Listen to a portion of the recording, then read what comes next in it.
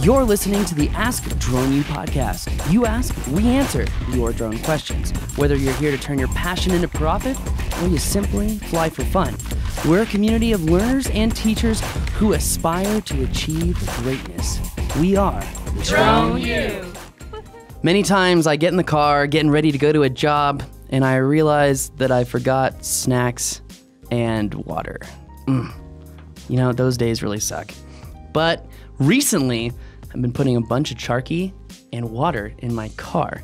So every time I go out for a job, I never have to worry if I get hungry. I always have something healthy, tasty, and delicious. That's why you should find out why so many people love lamb. In fact, I recently had a training, Rob, and Joshua from Texas, he was like, yeah, I actually tried Charky, and the only flavor I liked was sweet and spicy, but man, I love the taste of lamb. It's so much better than beef. It's good, and it's not as gamey as you might think. It tastes really good. Yep. Try it yourself. Go to Amazon.com and search CHARKI, or just put in your URL bar, http://Charky, CHARKI.love, and it'll take you right to Amazon. Check it out, guys. You're really going to want to try it. Anyway, Rob, welcome to another show, my bald-headed friend. How's it going? Yeah, and my furry-headed friend, it's going very, very well. It's a beautiful day. That should not be confused with a furry, but I just throwing that out there for the I don't internet. even know what that means. You don't want to know what that means. No, I don't, apparently. I just clarifying that there are no furries here. So Thank you, I guess. Anyways, welcome, guys, to another episode. Glad that you're with us. Thank you for sending in questions. We have a pretty interesting one today. How many drones can I fly at one time? Yeah, you know, I have a feeling there's more to the question that didn't get included in the question, but we can only answer it based on what was said. So, and all I got to say is I'm very grateful to have the relationships with the FAA that I do, because this recently came up in a question. So, oh, very interesting. Hey, what's up, guys? This is Burnaby. I'm from Iowa, and I am a Drone U member. You guys have a lot of helpful stuff on the website. I actually do plan on taking my Part 107 here in a couple weeks on the 31st. But yes, besides that, I got an awesome question. All right, so let's say I wanted to promote my business through a parade. Can I fly at least 4 or 5 drones, eye level or below, in the parade? So like we're walking and the drones are right in front of us. Is that legal? Because I know we can't fly over people, but what about besides people, or we had our own little section while we're walking or riding on the back of a lift? Well, I guess that ain't legal either. But anyways, yeah, let me know what you guys think, or what I should do, or should I not even think of that? All right, thank you, guys. You know, that's actually a pretty creative question, Paul, because he's talking about, number one, when it comes to the question about flying multiple drones, my sense is that he's referring to multiple people, right? So 5 people each flying their own drone, and they're walking in the parade, each flying their own drone in the parade. That's the setting. Okay, well, before you set the setting, I am going to set the definitions for which people should make decisions concerning the setting. Number 1, you can only have one person flying one drone at one time, okay? Right. So if he has 4 to 5 drones, he better have 4 to 5 certified RPIC pilots. That does not mean that he is the certified pilot and they are his cohorts and they are now pilot in command because he's the one certified pilot. Clearly that wouldn't work because he can't take control of those controllers. He's got his own drone. That's exactly right. So, and he couldn't take control of more than one drone at one time. So that's why he couldn't do that. Now, here's the other caveat. You know, on page 271, I think it's paragraph 3 or 4, of the 14 CFR 107 document released by the FAA, which explains not only the law, but their interpretation of the law, you'll see that they say they define flying over people as the tips of their fingers to the tips of their toes. And if you fly in a way that causes that's reckless and could essentially cause an accident, meaning if I'm going 30 miles an hour next to a race and there's people within 20 feet of me on both sides, if your drone has a problem, what is the propensity that it's going to hit someone? In that case, very high. Yep. So now you have to understand, each FAA inspector, if you were to get in trouble, would look at this a little bit differently. Some FAA inspectors say, well, you're flying recklessly and you're causing undue harm because you're within 25 feet of a person.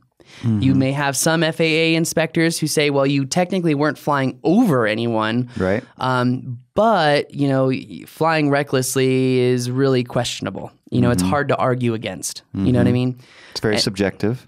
Correct. And then you have some FSDO guys who are like, well, the FAA is talking about allowing flight over people, so I've kind of like backed off a little bit on that. And it's questionable, but you're good. Every FSDO guy has a little bit different of interpretation, and I think that is slowly going by the wayside as the FAA puts out more and more information. That being said,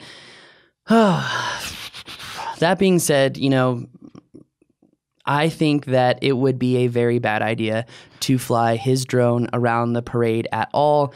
And frankly, I see the fact that he wants to fly the parade and didn't discuss alternatives as a lack of creativity, because there is nothing stopping him from being on a longboard next to these people with an Osmo, getting the same shot. Yeah. And he's like, oh, well, I could only go 5-6 feet high. Well, why not get a 20-foot extension that people use for lattice cutters, Right. And then on the top of that, strap a little tripod head, and then now you've got the extension arm plugged in the Osmo, and now you're 25 feet in the air with an Osmo. Right. Yeah, absolutely. I mean, there's really no reason other than the sort of cool factor, right, to fly the drone in this scenario. Yeah, and honestly, if you're more worried about the cool factor, and I'm not saying he you should not be flying. Right. I know he's not. I'm just saying if people out there are like, I just want to fly this to look cool, find other things to make yourself feel good about yourself. Well, yeah. And so basically, I think what you're saying is, let's say it was you and 4 or 5 of the best pilots in the drone U community, you guys wouldn't do this. I know how I would have to do it according to the FAA because I've done it before. But you have to have cordoned off areas. You can only fly from specific rooftops. You have to stay above the rooftops. Like, you can't fly over people at all. Like, I've had to do what he's talking about. No, I understand, but he's talking about walking in the parade with the parade. Absolutely not. Right. There's no way. Yeah. No. And honestly, I can't talk about this anymore. It just gets me so frustrated. So I think it's the dumbest thing ever. So I know that my point may evolve if the FAA's point evolves about flying over people, which in all honesty, I think it will. But we live in a day and time where we have got to follow the rules as they stand in the law. And it's one of those things, Rob, where you really got to question, like, does it seem safe to you? No, of course not. So, but again, I don't think it's a bad thing to ask the question, right? Nobody's done anything yet, and he's not talking about flying over people. So, and also, I want to say I'm not mad at the question asker. I'm just disappointed that people haven't come up with creative options, or he didn't mention a creative option in the question. Yeah, it's nothing against the question asker. So no, absolutely. Anyways, bottom line is, walking in the parade, even if you're flying, eye level, which is kind of that's what he said, eye level. So whatever, 5, 6, 7 feet, you're not going to do that. What about, let's just kind of expand on that a little bit. What if the organizers were excited about it, the street's pretty wide, and they're going to give you like 20 feet behind you and 20 feet in front of you so there won't be anybody in the parade close to you, and you're flying in a really kind of small area. I understand the whole Osmo thing, so maybe it's just time to kill this thing. But I'm just trying to make sure that we've answered the question thoroughly. I'm making Paul crazy. All right, guys. Well, that's going to do it. That would be a no. Definitely no effing way. So. Ouch. Anyway. Well, that might be, Barnaby, you're actually kind of lucky because that might be one of the most concrete answers we've ever given. There are ways to do it. I mean, but the level of planning that you have to do, you do have to get an authorization. You're going to have to work with FSDO. It's a lot of work. And frankly, you can get the same exact shots, literally the same exact shots with an Osmo. And if you showed up the day before in the morning and got your sunset shots with no one else there, you still accomplish the same task. So yeah, it's a little frustrating that we have to talk about this, but I know that, I know that it's important to people and they want to know. And I'm sure the FAA right now is just like, yes, good answer, Paul. And then there's some other pilots who are like, you dog, like, you dog. What's the big deal, Paul? And the big deal is that when someone asks these questions, it's difficult to answer them when they do not have 5 to 6 years of flying experience. And I just don't trust people's self-examination of their flying skills. Understand. Anyway, on that bombshell, that is going to do it today. My name is Paul. My name is Rob. This is Ask Drone U.